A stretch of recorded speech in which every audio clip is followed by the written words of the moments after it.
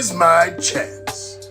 No cameras, no security systems, nothing. I'm about to own this house.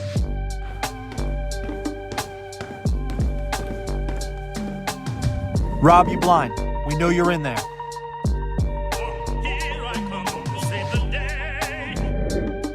Oh no! It's Be Safe. The house is surrounded. Come out with your hands up. I'm not coming out. Okay, I'm sending in Kraken. Release the Kraken. Dance with my dogs in the nighttime. Ah! Kraken bit me. I tried to warn you. We'll get you the proper medical attention, but you're going to have to surrender and come out with your hands up in that house that does not belong to you. Hold on. I'm coming out. Don't be all day. We'll send Kraken back in. My leg hurts now, and I have to go back to jail. Well, this is what happens when you illegally enter a property that does not belong to you, also known as burglary. Ooh. And there you have it. Rob, you blind, you're coming with me. Hopefully you learn to respect other people's property and not break into homes. And that's your tip of the day to get you on your way.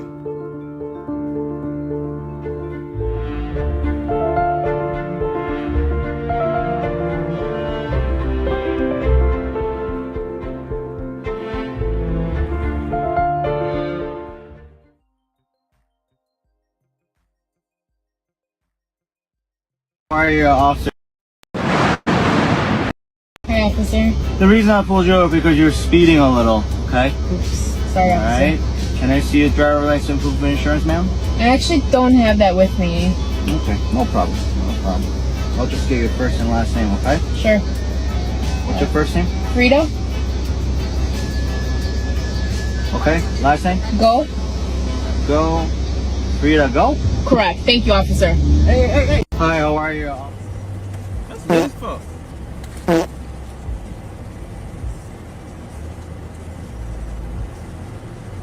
You work?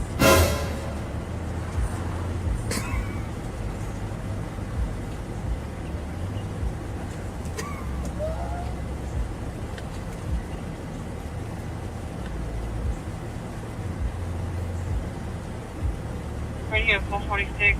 Bruh. He had to drive. Oh. Oh, I can't breathe. Radio. He needs some milk.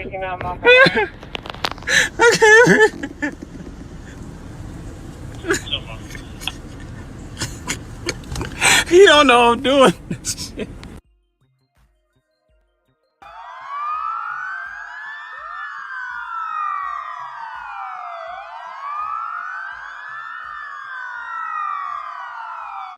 Welcome to Black and Blue, the podcast that brings you the untold stories behind the badge. Every week at 7 p.m. Eastern Standard Time, we dive deep into the lives of our unsung heroes, the first responders and law enforcement officers who put their lives on the line to protect us all. So join us as we humanize the badge. We shed light on the incredible individuals who wear it proudly. From rookies just starting out on their journey to seasoned vets with years of experience, even retirees who continue to make a difference in their communities. Come with us and discover the trainings that mold us.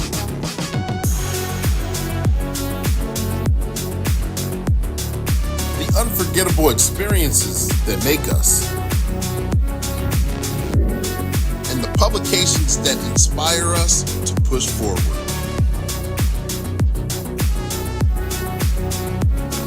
So buckle up and get ready to embark on a thrilling journey through the lives of those who protect and serve. This is the Heartbeat, Black and Blue.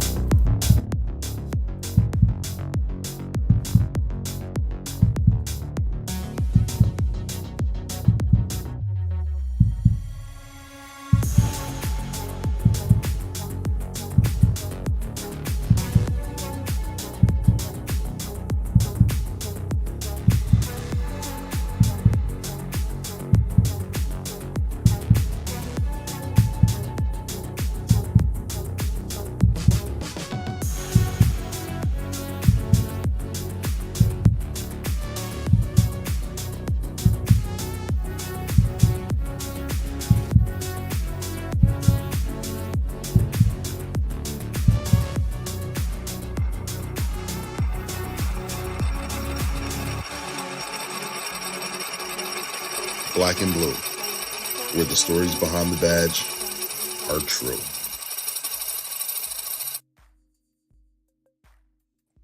Good evening, ladies and gentlemen, boys and girls. Thank you guys for tuning in to another wonderful episode of Black and Blue. This is the podcast that's just for you. I'm your host. I'm Coach Clague. I'm your motivational speaker, your empowerment coach, your author, and your favorite baker, Coach Clague, coming at you. And we got a tremendous show lined up for you today. This is, like I said, this is Black and Blue, where we go live weekly at 7 p.m. Eastern Standard Time. And when we go live, we have a guest who is either a first responder or in law enforcement. And when we talk about their trainings, their experiences, and their publications, whether they're rookie, season, or retiree, we have a lot of fun doing it. This is an interactive show. We're streaming on 5 different platforms. Yes, 5. We're on 2 on YouTube. We're on 2 on Facebook, and we're on 1 on LinkedIn. So therefore, if you're on any of those pages, make sure you tag, like, share, hit that like button, get this algorithm going. This is going to be a fun show. Also, I can't see who's in here because we're on those different platforms. So if you're looking for the shout out, you got to put your name and where you're from in the comment section, and we'll give you the shout out that you're looking for.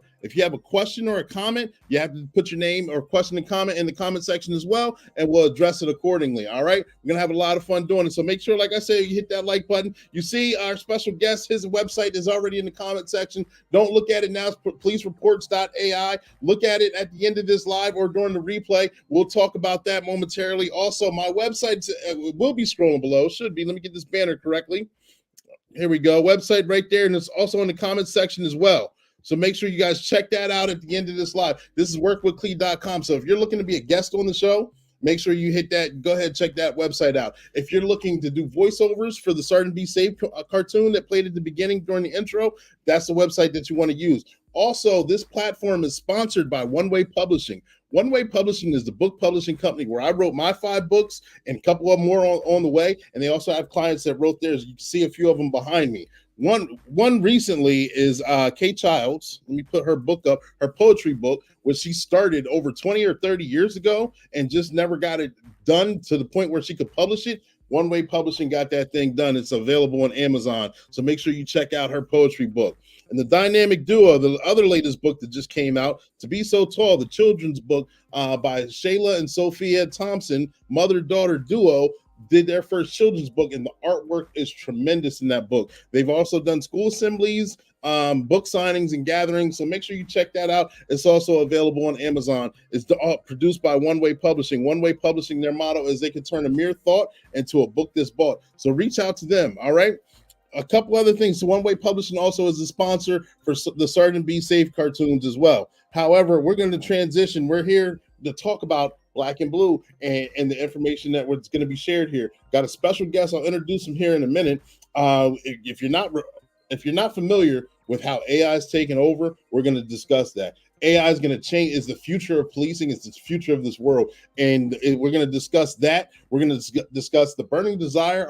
Our guest got into why he got into law enforcement, how long he's been in law enforcement, so many different things. So without further ado, let me go ahead and I'm just going to introduce him. Let me get this banner up here. Eric Clague. He's backstage right now. Here's his website as well. And he's been a veteran of the United States Army. He was also an MP. He was a vet in the Army for 7 years. He's also been a police officer for about a law enforcement officer for 7 years, and in the Army for 5 years. He's also the founder and CEO of what we're going to be talking about, Policereports.ai. Ladies and gentlemen, boys and girls, we're going to be learning about how he got into law enforcement, how he's going to change the game of law enforcement, and so many different things. We're going to learn more about him. Let me bring him to the stage. Without further ado, ladies and gentlemen, boys and girls, here's Eric Clague. Eric, are you there? Yep. Thanks for having me. Perfect. Thank you for making yourself available to come on the show.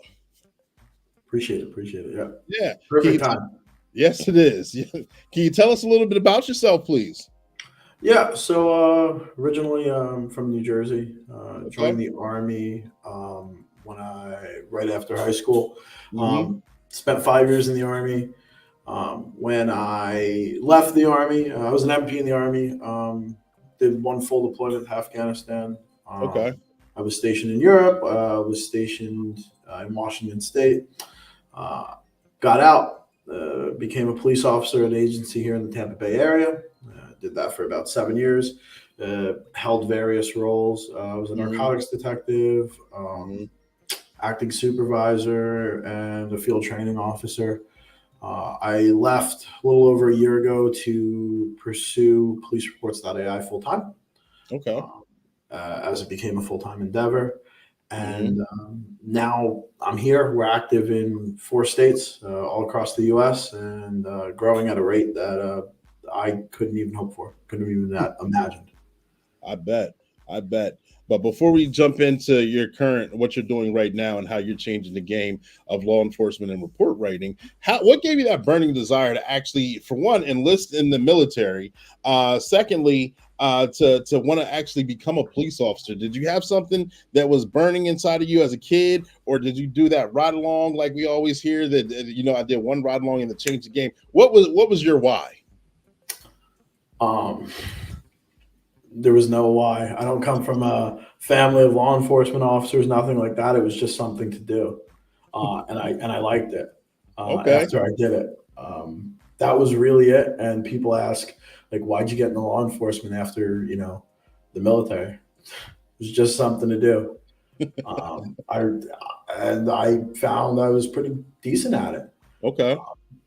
I mean, helping people was great, right? I really enjoyed that. I will say what I found after the fact was, like, being a field training officer was probably like the most enjoyable experience I had. One, because it was the people I worked with, and two, I think that's really a way to make law enforcement better, right? Outside of what I'm doing now, obviously, but like that is one of the ways you can have a direct impact immediately on your agency.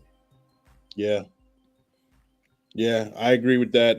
Because you can help mold and shape the newer officers that are coming in.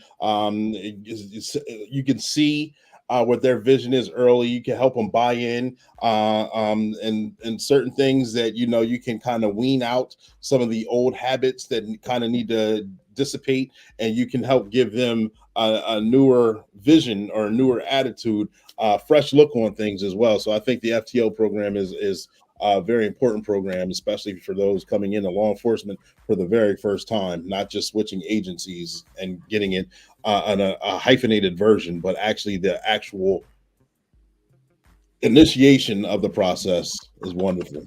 Yep.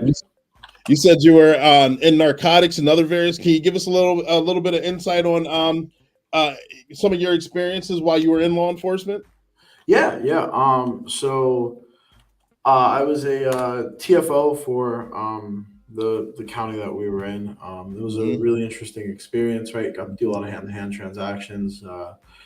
Got to do a lot of surveillance, a lot of fun stuff. I think it was pretty enjoyable over the long term. I worked as a patrol officer. I worked in a pretty active area.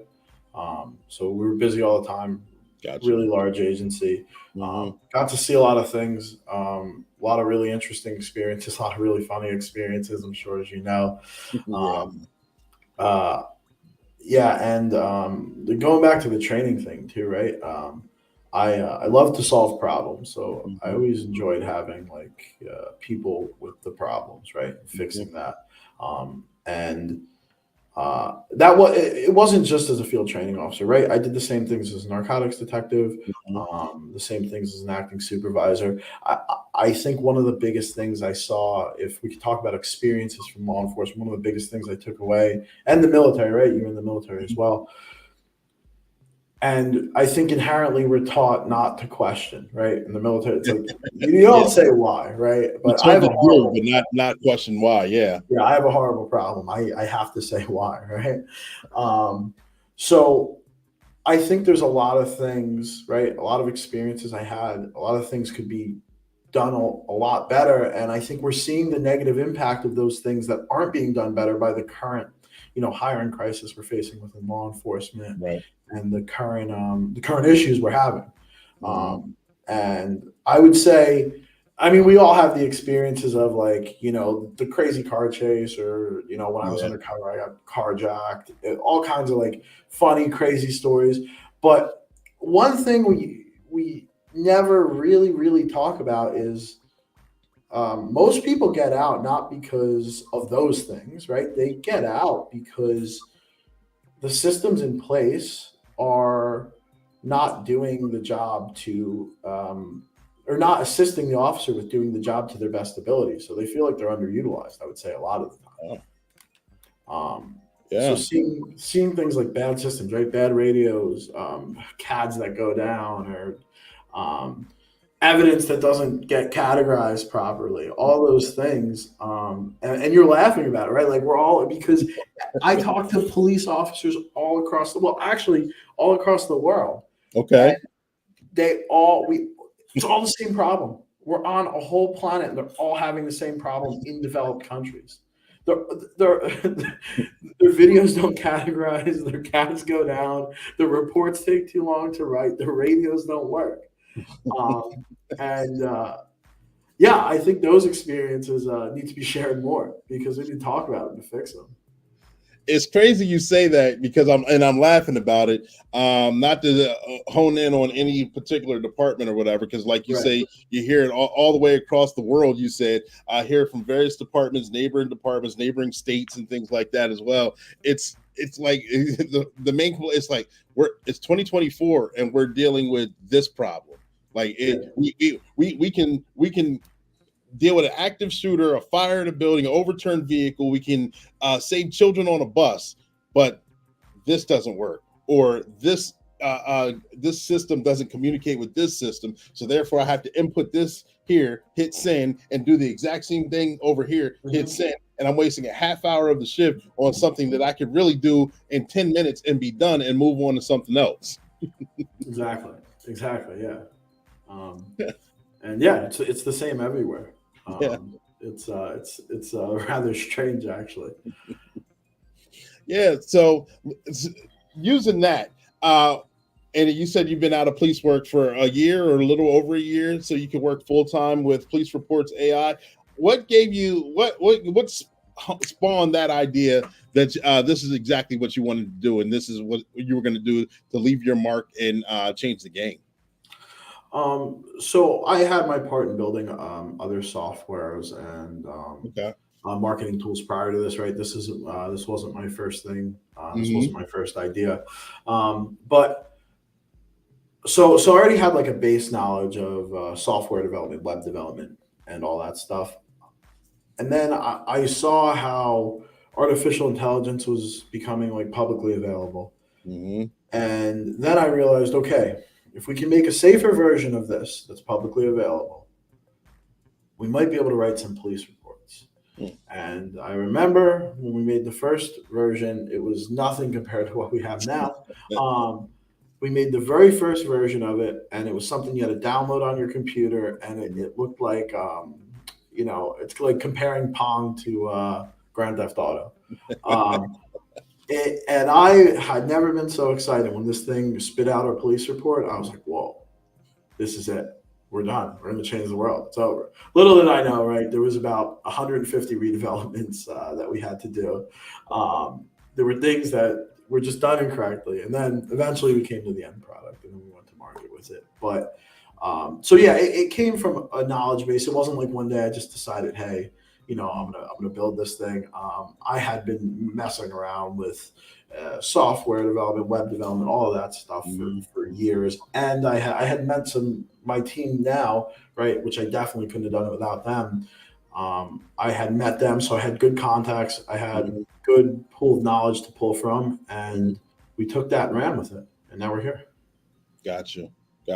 And so most of us are familiar with AI, how it's being introduced and with social media, with any kind of streaming programs and things like that. Hey, Tim, thank you for tuning in. Make sure you tag, like, and share. Shout out to you also, Danny Bergstrom.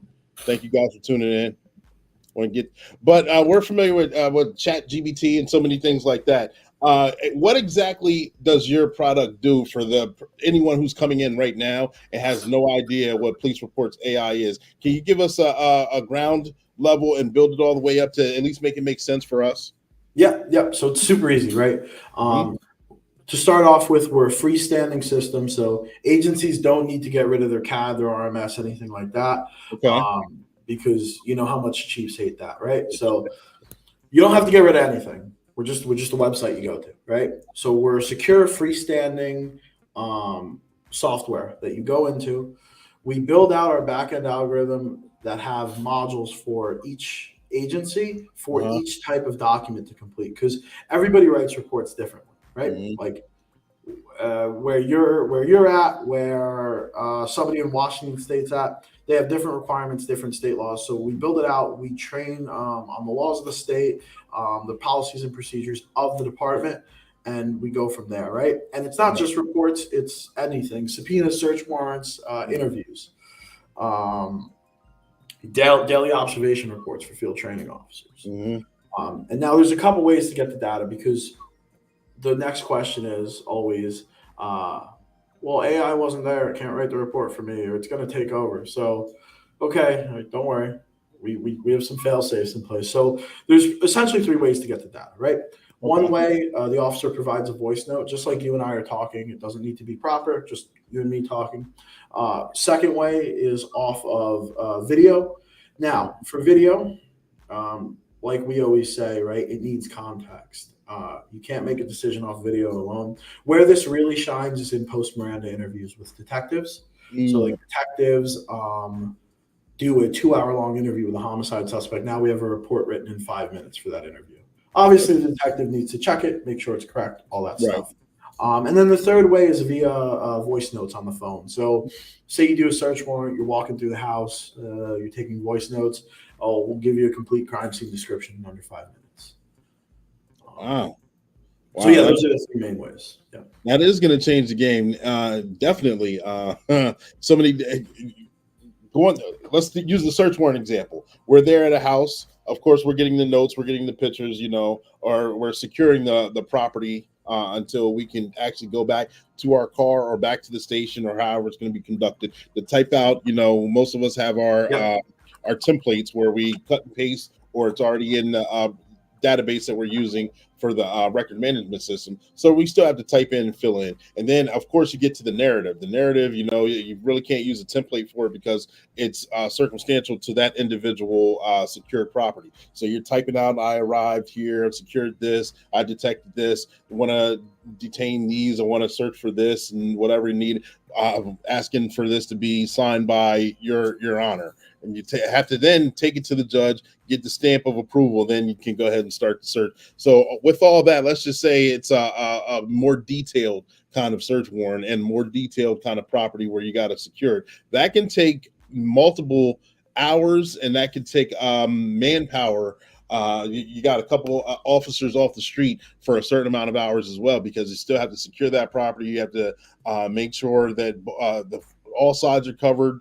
Detainees, if they're still detained, are covered and cared for. If not, you have to make sure no one's showing up and doing different things. It's a lot that goes involved. And then once you get the search, you got to make sure you still have the manpower that is holding security outside and doing the search inside as well. So that sounds like your Police Reports AI can cut that in that time. I don't want to say in half, but you can do a reasonably amount of cutting of the wasted time per se. Oh, it's more than half the time. It's like an eighth of the time. Wow. Okay, on average, yeah.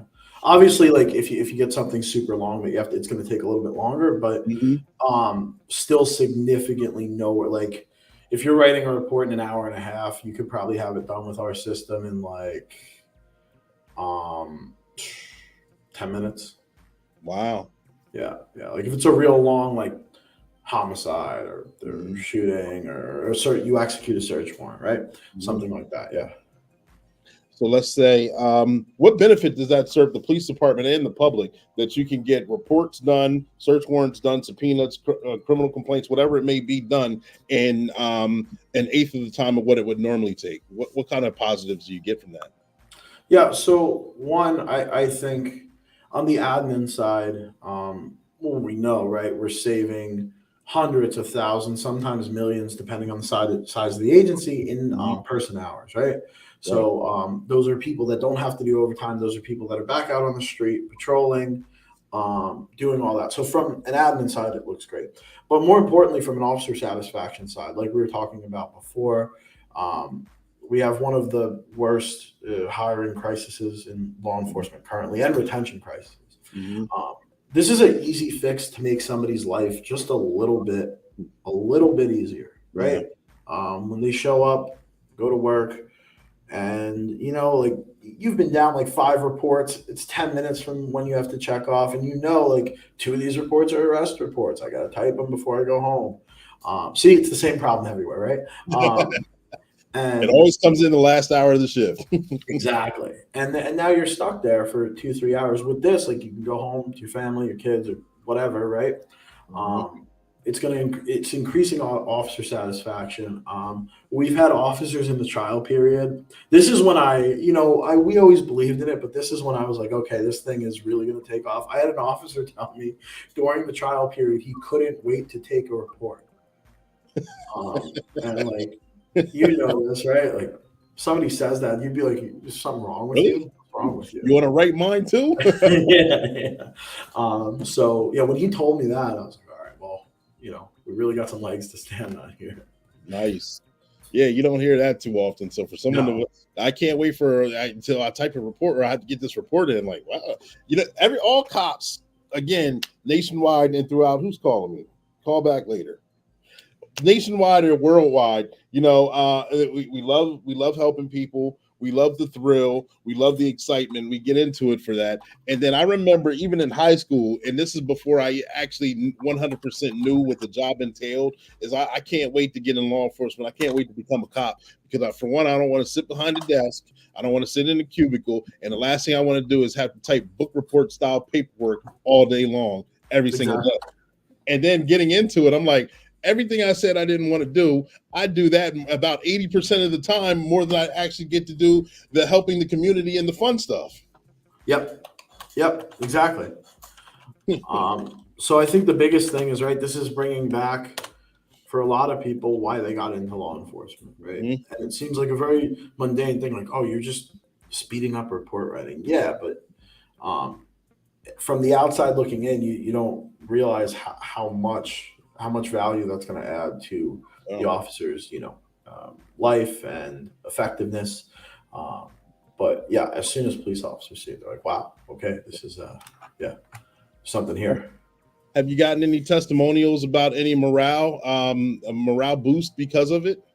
Yeah, so we're actually going to work on putting one out here shortly. But just talking to the officers, you can see a pretty huge morale boost. It's pretty funny when you talk to them. Yeah, I bet. Like coming to shit, like, wow, what I dread the most is pretty much taken care of. Yeah, and you talked about it a little bit momentarily. That you kind of touched on it. What kind of issues have you dealt with, or can you foresee? As if, okay, AI wasn't there, so how can it type the report?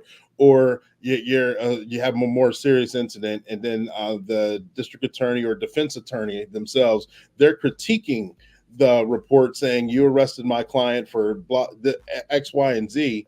But technically, let me see your call notes or what you put into the report to generate a report. How can the two compare, and how can it stand up in court?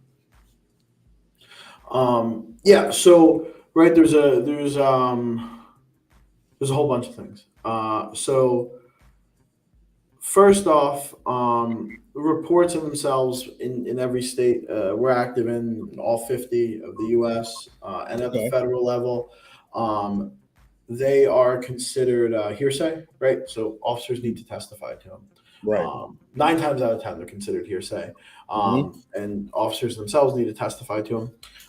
And then furthermore, there's a lot of agencies. I know a lot on the West Coast do it. Some in the Northeast do it, where the officer tape records the report. They give it to a civilian to write, and then the civilian just writes the report, or they call a civilian to write a report. At the end of the day, they still need to make sure it's true and accurate and to the best of their abilities, right? And the prompt that they provide is saved, so their admin can always access it. What the law is on that is going to change state by state. Like in certain states, it's considered transitory documentation. You don't have to keep it or furnish it, or you only have to hold it for a certain period of time. And then in other states, you have to hold it for longer. That's pretty much how that works. If we're taking out the whole time you're spent typing the report, you can at least read it, right? Absolutely. I mean, you can at least read it. You can at least make sure it's correct. One other thing to add. So I'm sure you've written search warrants. I know I have. Search warrants, most of the time, you use a template to write them. 9 times out of 10, you use a template to write them. A search warrant on the legal scale all across the country holds a higher level of validity because it's a sworn document, right? You're swearing to it. So it holds a higher level of legal validity. And we have to use templates to write them. We don't have to, but most people are using templates to write them. Right. So if that's already commonly accepted in common practice, an AI generated report, when reports are lower than search warrants, common sense thought process would be okay. There's no issue here, and I think the only time we really would see an issue is if the officer makes a major mistake, which would result in the officer being inattentive. Right. And maybe I'll come out with something to make the officers more attentive too. I don't know, but if you have any ideas, I'd be more than willing to try. I would love to shoot you some, but I do believe if you could cut the report writing process down and substantially, I do believe the onus is on the officer and the person, the individual who's going to put their name at the end of the report to at least double check and make sure, for one, names are spelled correctly. Locate the location is correct, the address is correct. Like, of course, you're going to read through like, okay, yeah, it's 3204 instead of 3804 or whatever, things like that, and make those corrections. I think, especially if you're getting it done sooner, you have ample amount of time to actually go through and double check it before you actually sign off or submit, or however the reports are done throughout each agency. Ladies and gentlemen, boys and girls, stand by. We're going to go to a Sergeant Be Safe cartoon, and we're going to jump right back to this interview. So if you have any questions, get your questions ready. We're coming right back.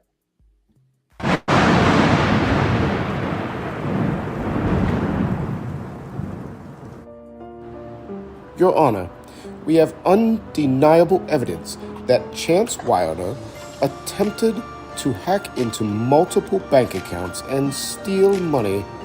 We request the maximum penalty. That's right, Your Honor. Chance Wilder is a menace to society, and we must put an end to his hacking shenanigans. Objection, Your Honor. My client is innocent until proven guilty. We believe there's been a misunderstanding. Chance Wilder is a misunderstood genius, not a criminal. Order in the court. Let's hear the defense's case. Your Honor, I present to you Chance Wilder's latest creation, the Hacker Helper 3000. This incredible software was designed to protect innocent people from cyber threats. Chance's intentions were pure. Objection, Your Honor. This is just a ploy to distract us from the real issues at hand. Indeed, Your Honor. We even have evidence of Chance Wilder's hacking attempts. He's gone so far to have left a digital signature saying, "Catch me if you can." Chance Wilder, I've heard both sides of the story. Hacking is illegal. Since you like to take wild chances, I sentence you to community service, where you use your skills for good, helping organizations protect themselves from cyber threats. Oh man, no money and community service? Shut up and take the deal. Well, there's another good job done by our district attorney, just in case. It was a team effort.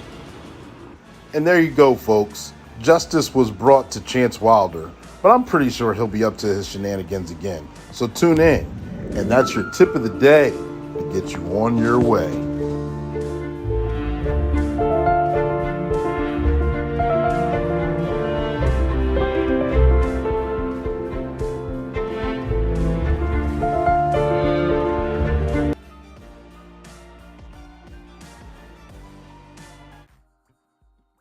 And we are back, ladies and gentlemen, boys and girls. You know, we're back here in the lab. I'm sorry, I'm on Black and Blue on the platform. We got Eric Clague here. We're discussing Police Reports AI and how it's changing the game. Can you tell us where do you foresee your company being in the next 3 to 5 years or so with police reports and using AI? Sorry, you're muted, Eric. Sorry There you about go. that. That's all right. I'd say this is just really the first step. It would be nice if the report writing process, like within your RMS and everything, was completely taken and automated, right? So just completing the narrative is the first step. Ideally, I would like something that's completely streamlined to where not only you have a full narrative done in 5 minutes, your reports completed, all the victims' boxes are completed, all those NIBRs captions are checked, everything you're ready to send for approval after you look over it within 5 minutes. So I think that's really the next steps. Gotcha. And Chief Elliot Moya, former guest on the show, thank you for tuning in. The fact is that the future is here. The amount of time spent on reports is insane, and DA offices are always wanting more. The fact is you must proofread and make it sure it properly portrays what you intend. I'm intrigued that the software improves, and I'm intrigued to learn more. Great guest and great topic, Clee. Thank you, Chief. Thank you for tuning in. Absolutely. Thanks, Absolutely. Chief. Yep. And so if anyone, your website's in the comment section. It's not on LinkedIn. LinkedIn doesn't let me, it doesn't assimilate here on this platform. But it's scrolling below here on the screen. Policereports.ai. If anyone would go to that website, what can they see, or what can they expect, or how, if they wanted to get in touch with you, how would they go about doing that? Yeah, so there's a brief demo video that you'll see on there. You can email info@policereports.ai or just fill out the contact form. Okay. Either way, we'll get back to you. And so with the demo video, or does your company also provide any training? So someone reaches out, they say, hey, we want to go ahead and we're looking to take steps into seeing what this is about. What kind of training do you offer for the departments? Yeah, so well, we have to get it cleared through. So one thing to specify is we don't vend to individual officers. So like if you're an individual officer, you can't call me. As much as I just want to give it to you and be like, yeah, sure, use it.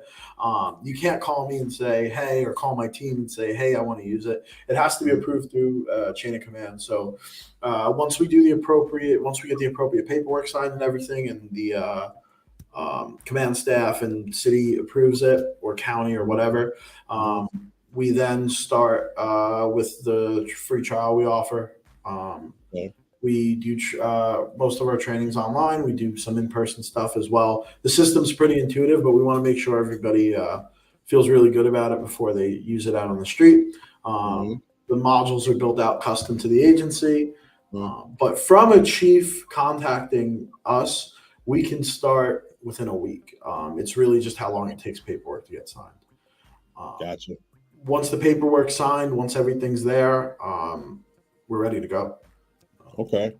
And speaking from a leadership or, excuse me, a chief's point of view, as they have the bird's eye view, what kind of tech support comes with it? Well, it depends on how large the agency is. Essentially, the tech support's tailored to what their needs are going to be, right? If it's a larger sized agency, we do offer 24/7 tech support. There's not really much other than user error.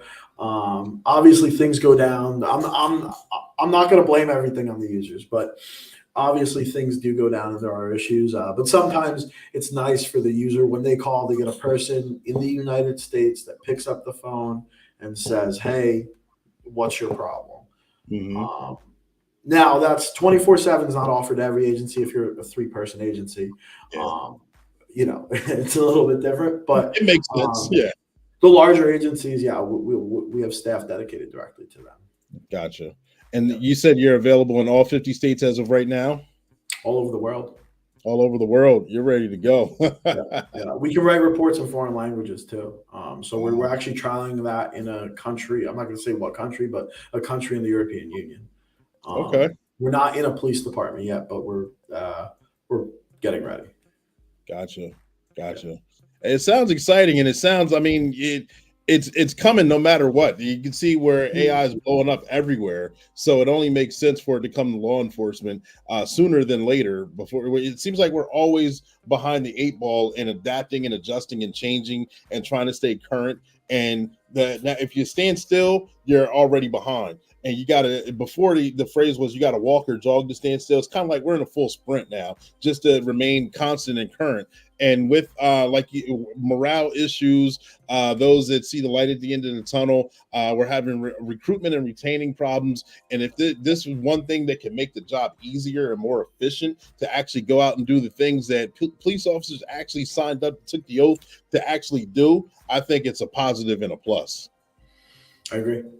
Yeah, I 100% agree. I think that, like, you don't want to do this stuff, right? You don't want to type and do all that. Getting rid of that, right? Huge value add. And another thing, you said it before, like AI is here to stay. It's coming, and not just AI, just technology in general, is advancing at a significantly faster rate than it was, 20 years ago. And what I tell people, you get this a lot in law enforcement, a lot of people say, well, like, I don't know, let's wait. We're scared of not just my product, but just right in general. A lot of people say, oh, like, we're scared. We want to wait. We're not really sure. Well, I say, well, do you think bad actors are waiting?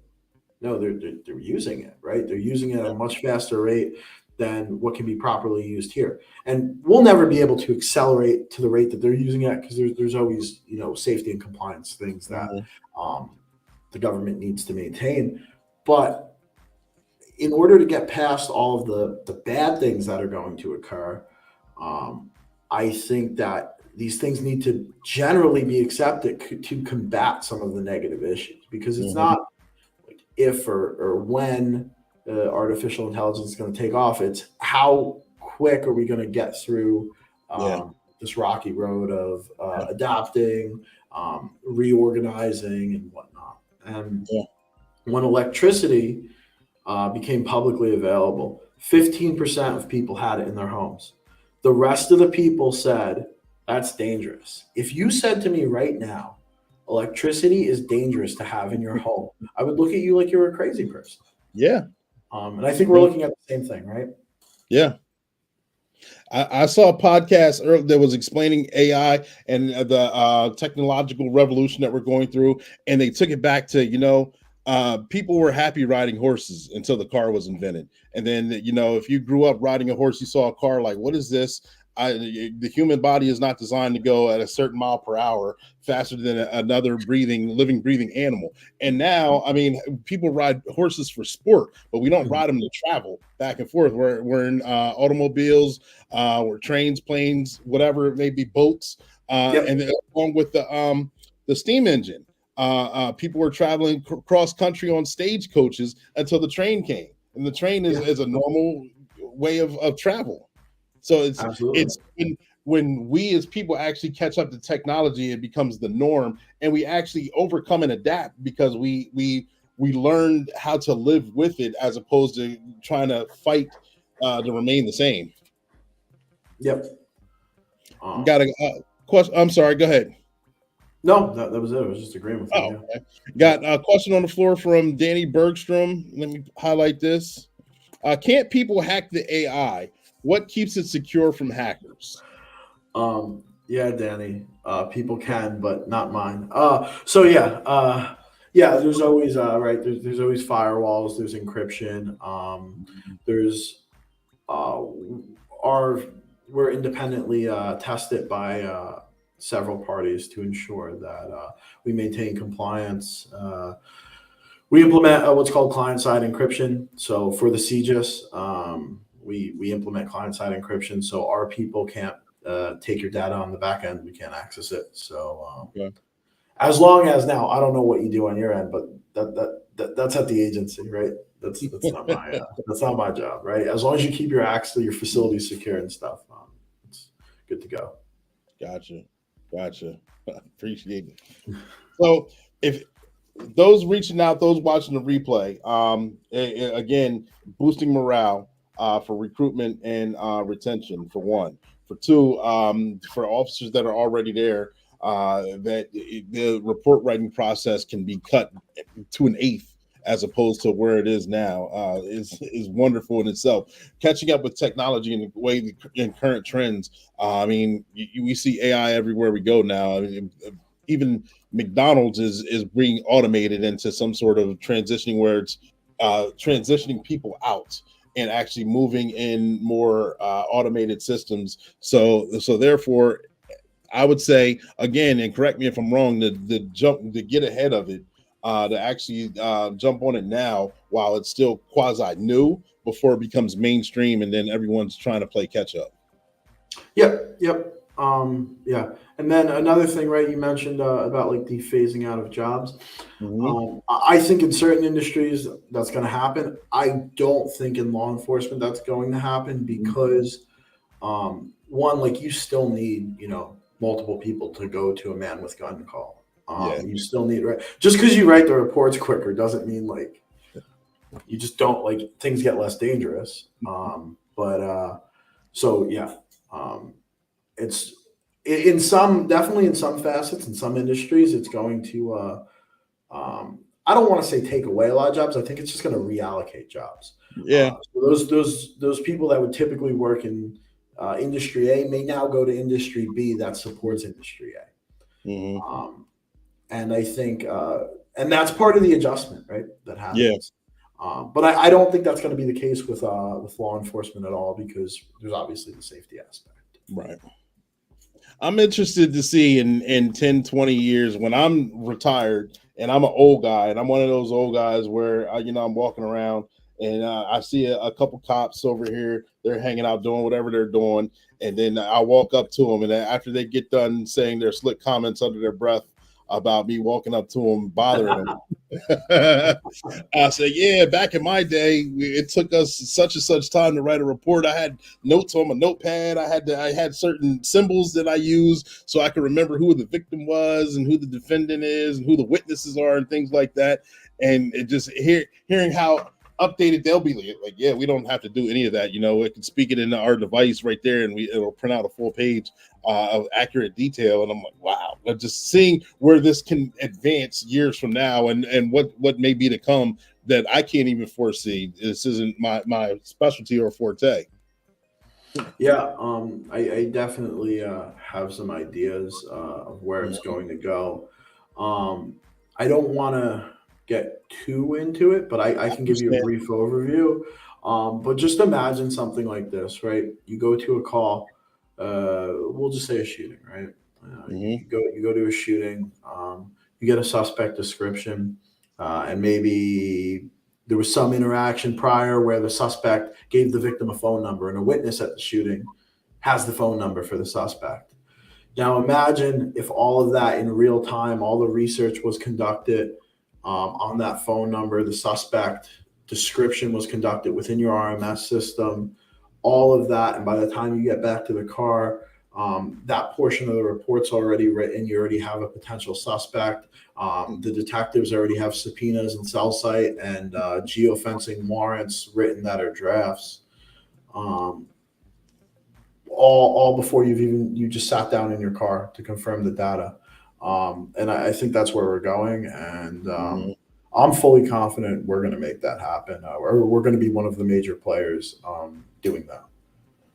Wow. Forward thinking. I like that. I mean, that makes our job so much easier, but that's so effective as well. And protecting the public and public property and personnel itself and protecting our own. I mean, it's huge leaps and bounds ahead of where we're at right now. So, I mean, I'm looking forward to watching that survive and thrive. Yeah. Oh yeah. It's there's definitely going to be some huge leaps, I think, in the next 5 to 10 years for law enforcement. And they need it, right, to get it up to speed to the rest of the world. Unfortunately, it is statistically behind when you look at tech in the industries. All the private industries are thriving, and I think that's needed for law enforcement as well. Right. So how'd you get involved in tech?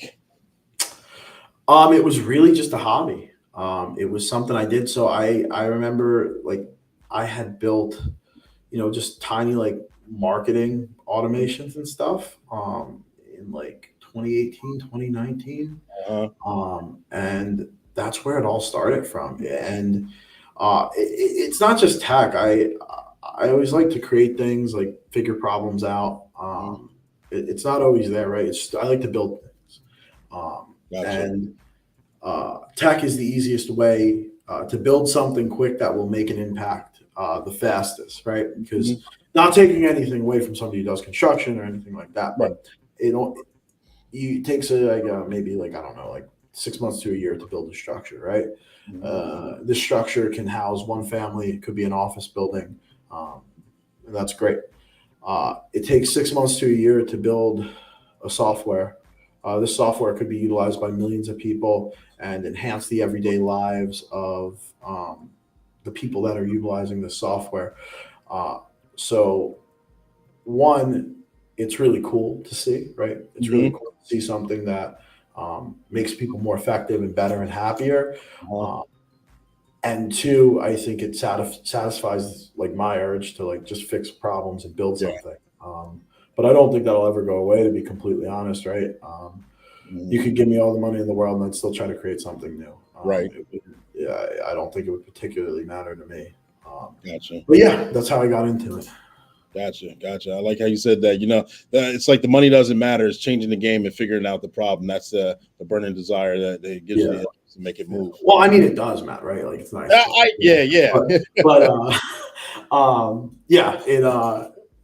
I think once you get past a certain point, it's not particularly concerned for really anybody. It's more or less something that this is a way to leave a mark too, right? This is a way to leave a mark in the industry, because I do remember when I was a police officer, the frustration I had with how like monotonous things were and how like silly some of the things we did were. And as a patrol officer, what are you going to do? Walk into a chief's office at a large agency and be like, "Hey, chief, I got a problem. Can we fix this?" And he's going to look at you and be like, "Who are you?" Yeah, exactly. Are you okay? I think it's a way to fix an industry that needs help. Yeah. Well, absolutely. Ladies and gentlemen, boys and girls, stand by. Sergeant Be Safe has something to say, and we're going to jump right back in the third part of this interview. Stand by.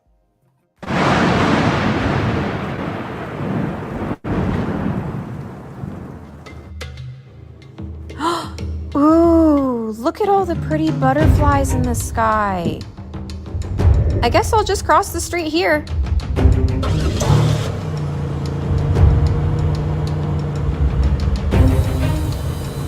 Oh, good. Light's green. I'm glad I can go. Oh my gosh, watch out. Sergeant Be Safe, Beast Mode, baby! Megan, watch out for that car!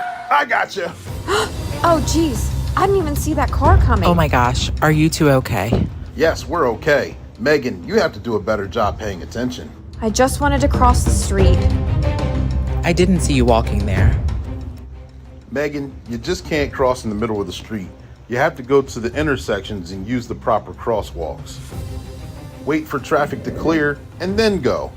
If you don't follow these simple directions, you could get a ticket for jaywalking, or worse, be hit by a car and seriously injured. I'll be more careful from now on. Ooh! Look at the other butterfly! Oh my goodness. Sergeant Be Safe, you are the best. This is very true. Thank you very much. I did have to turn on supersonic beast mode to jump and get Megan out of the way. Remember, folks, look both ways before crossing the street and wait till the intersection's clear and cross at the crosswalks. And that's your tip of the day to get you on your way.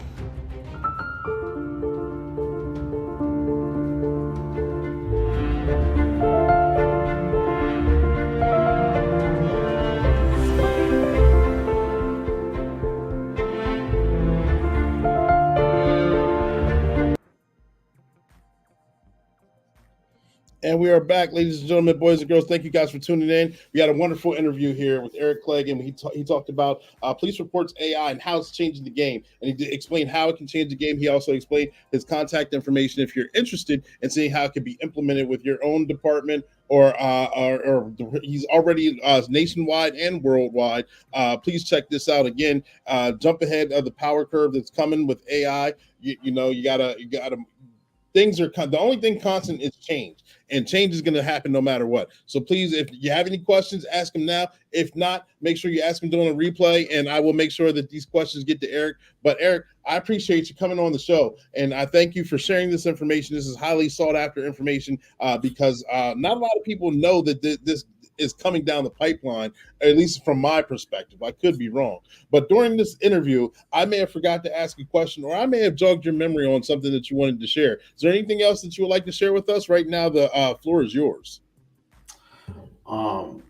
Yeah. So as far as something that we did talk about, I would definitely say the biggest thing is if there are this all starts and moves at a rate the decision makers will let it move. So chiefs and command staff, we ask that you keep an open mind, right? Ask questions, be critical of us, but allow us to present what we have, right? Don't just write us off because you hear artificial intelligence and you saw a news story about how robots are going to take over, right? Take into account, ask questions. I'm not saying disregard safety, of course, but we can only accelerate at the rate you allow us. So allow us to accelerate as fast as safely possible. That's about it. Perfect. I think that sums it up incredibly. Thank you for, excuse me, making yourself available again and coming on the show. Ladies and gentlemen, boys and girls, his website is scrolling below. It's also in the comment section. Please feel free to take a look at it. Make sure you guys have any questions. I already said all this, but I'm just want you guys to reach out with all that information because I do believe the future is already here. And we're living in the days where things are changing very quickly. So to get ahead of it is a beautiful thing.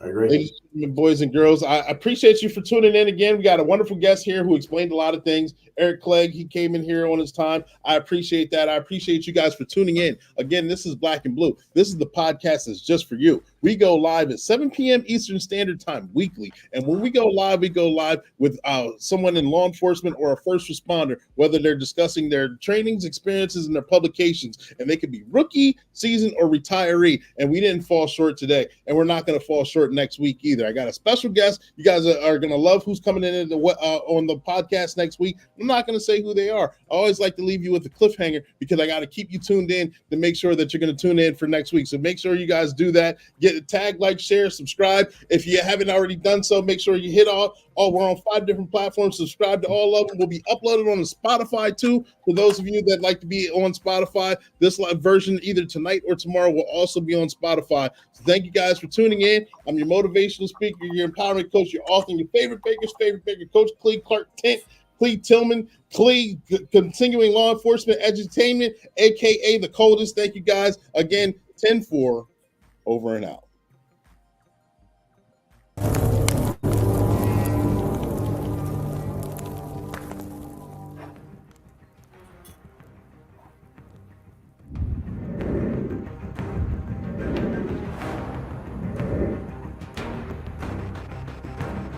I'm over here counting my stash. Cooper, get out of here. Last time you got me in trouble with Be Safe. This is a good spot to sell my drugs. Certain Be Safe, we just got a call for suspicious activity. Copy that, dispatch. Captain Chaos and his K9 Kraken along with me are just now arriving on the scene. We'll stop and check it out. 10-4, Sergeant Be Safe. Oh no, cops! I'm out of here. Release the Kraken.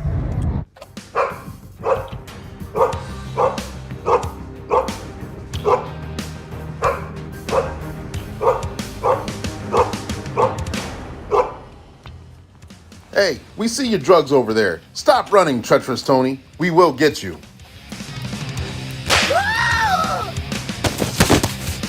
All right. I give up. I won't do it again. Yeah, you say that all the time. I'm sick of going to jail. Illegal drugs are a bad decision. Just ask treacherous Tony. This isn't a good view. Take it from me, Sergeant Be Safe. I want you to make good decisions. And that's your tip of the day to get you on your way.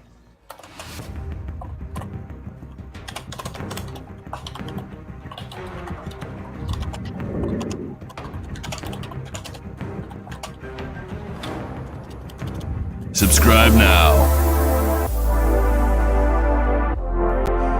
I'm not a bad cop.